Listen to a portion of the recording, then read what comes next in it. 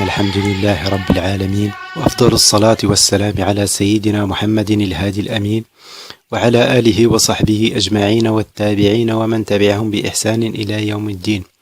سررنا بلقياكم من جديد، نتمنى أن تستفيدوا معنا وأن نكون دائما في خدمتكم وعند حسن ظنكم، ونرجو الله العلي القدير أن يوفقنا لما يحبه ويرضاه. اليوم سوف نتحدث عن موضوع يخص الأطفال الصغار، وهو السعال عند الأطفال.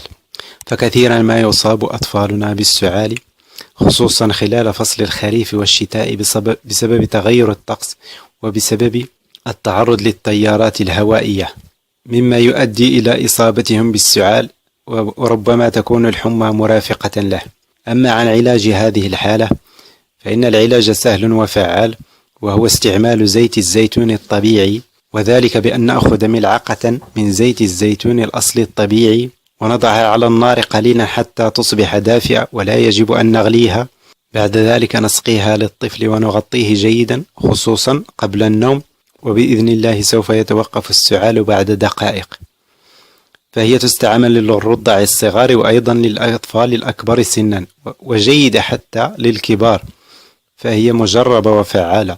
كما يجب تجنيب الطفل استعمال الحوامض، مثلا كاللبن الحامض والعصائر الحامضة والليمون الحامض إلى غيرها، وكذلك المواد الحارة كالفلفل، لأنها قد تزيد من مرضه. وبإذن الله سوف يشفى الطفل، وسترون أن السعال يتوقف بعد دقائق، وسينام الطفل نوما عميقا. نتمنى من العلي القدير أن يشفينا جميعا وأطفالنا، وأن يديم علينا رداء الصحة والعافية. تقبل الله منا ومنكم. أستودعكم الله الذي لا تضيع ودائعه، والسلام عليكم ورحمة الله.